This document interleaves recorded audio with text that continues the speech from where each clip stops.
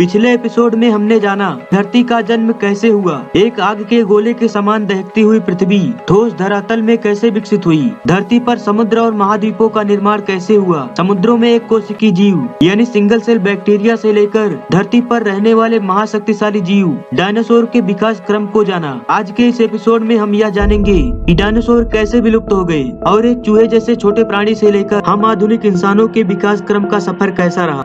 Dinosaur जो रेंगने वाले जीवों के वंशज थे लेकिन आकार में बहुत ही बड़े। डायनासोर ने पृथ्वी पर काफी लंबे समय तक राज किया। करीब 14 करोड़ सालों तक इस पृथ्वी पर इन दैत्याकार छिपकलियों का राज था। लेकिन उसके बाद क्या हुआ, आखिर यह डायनासोर कहाँ विलुप्त हो गए, आखिर वह कौन सी घटना थी जिसने इनका नामो निशान मिटा दिया। इसे जानने के लिए हमें समय में फिर से पीछे जाना होगा। तो आइए चलते हैं आज से 6.5 करोड़ साल पीछे।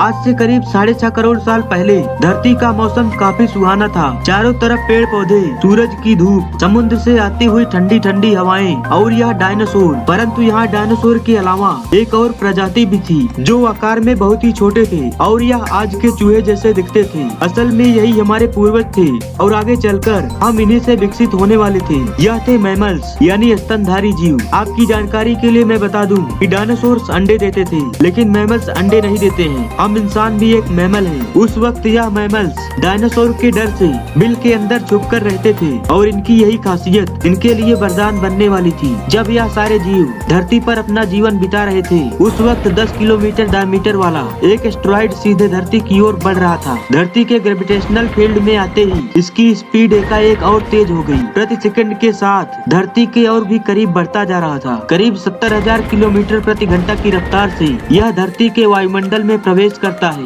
धरती के वायुमंडल में आते ही घर्षण की वजह से यह एक आग के गोले के रूप में बदल गया। इसकी चमक इतनी अधिक थी कि इसके 800 किलोमीटर के दायरे में आने वाले सभी जीव पूरी तरह से अंधे हो चुके थे, जो उसे देख नहीं पा रहे थे लेकिन उसे महसूस कर रहे थे। एस्टेरॉयड के जमीन पर टकराते ही एक भयंकर विस्फोट होता है। यह विस्फोट इतना शक्तिशाली था कि इसके टकराते ही पृथ्वी की लाखों टन धातु अंतरिक्ष यानी स्पेस में चली गई। विस्फोट वाली जगह पर एक 180 किलोमीटर चौड़ा और 20 किलोमीटर गहरा गड्ढा बन गया। इस गड्ढे का सारा मैटर आसमान में एक धूल के बड़े बादल का निर्माण किया। इतने बड़े टक्कर की वजह से भूकंप की तरंगे धरती की क्रस्ट में कई किलोमीटर दूर तक चली गई। इस वजह से समुद्र में विशालकाय लहरों का निर्माण हुआ और एक के बाद एक सुनामी की लहरें चारों तरफ बढ़ने लगी। धरती के जीवों के महाविनाश की प्रक्रिया आरंभ हो चुकी थी। इस विस्फोट में रेडिएशन की मात्रा इतनी बढ़ गई थी कि इसके 800 किलोमीटर के दायरे में आने वाले सभी जीव जलकर पूरी तरह से राख हो गए। पेड़ पौधों के अंदर मौजूद सारा जल इस रेडिएशन के चलते भाप में बदल गया। इस महाविनाश में उड़ने वाले कुछ जीव इस खतरे से बच गए थे लेकिन यह तो बस महाप्रलय की शुरुआत थी। विस्फोट की वजह से जो लाखों टन धूल और पत्थर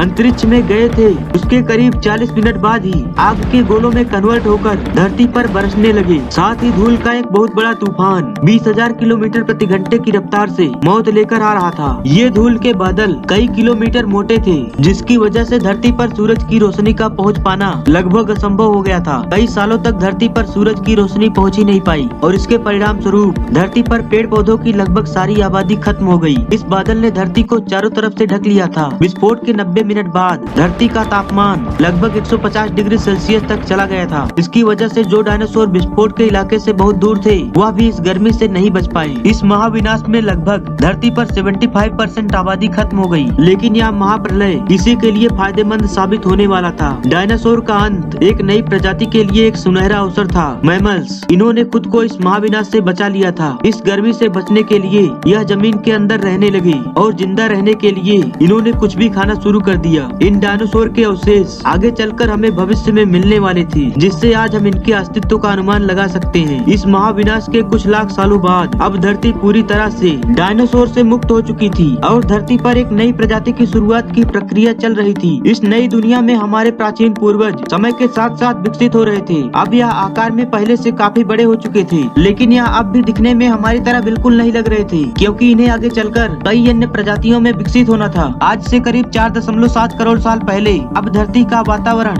लगभग पूरी तरह से आज के जैसा बन चुका था। इस वक्त धरती का तापमान 24 डिग्री सेल्सियस था और धरती का एक दिन 24 घंटों का होने लगा। इस वक्त धरती के सारे महाद्वीप लगभग पूरी तरह से आज की तरह विकसित हो चुके थे। केवल एक भूभाग की रचना बाकी रह गई थी। धरती के टेक्टोनिक प्लेट्स में फिर से एक बार हलचल होने लगी, जिससे धरती के दो बड़े द्वीप एक दूसरे के पास आने लगे। यह भूभाग है इंडिया, जो एशिया महाद्वीप की तरफ बहुत ही तेजी से बढ़ रहा था। इनके आपस में टकराने की वजह से एक नई पर्वत श्रृंखला का निर्माण हुआ। हिमालय यह दुनिया की सबसे ऊंची चोटी है। माउंट एवरेस्ट इस पर्वत श्रृंखला में गिरने वाला बर्फ आगे चलकर कई नदियों का निर्माण करने वाला था, लेकिन यहाँ धरती पर अब भी कुछ कमी रह गई थी। धरती पर अभी भी कोई चीज लापता थी, वे थे हम मनुष्य। लेकिन परिस्थितियाँ बदलने वाली थी। आज से करीब 40 लाख साल पहले अफ्रीका के पूर्वी इलाके में एक नए पर्वत श्रृंखला का निर्माण हुआ, ईस्ट अफ्रीकन रिफ्ट वैली। यह पर्वत यहाँ पर आने वाली मौसमी हवाओं के लिए अवरोध बन गया और इसी वजह से यहाँ के जंगलों में बारिश होनी बंद हो गई। और इस जंगल में रहते थे एप्स यानी बंदर। यह पेड़ों के ऊपर रहते थे, जहाँ इनको खाने की कोई कमी नहीं होती थी। इस वजह से यह हमेशा पेड़ों पर ही रहते थे। लेकिन यहाँ समय के साथ साथ सूखा पड़ने लगा।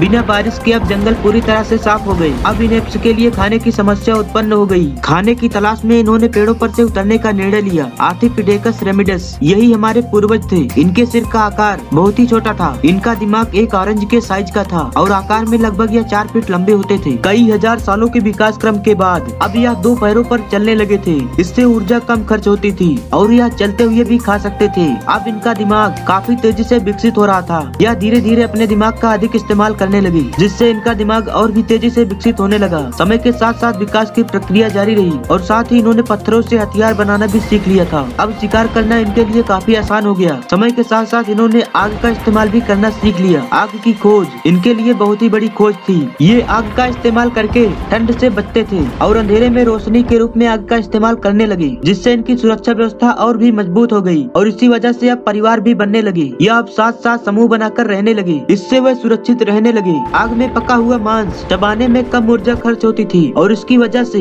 इस ऊर्जा से इनका दिमाग बढ़ने लगा। इनके दिमाग का साइज अब और भी बड़ा हो गया था। ये थे होमो इरेक्टस। ये अन्य जानवरों की अपेक्षा अधिक बुद्धिमान थे।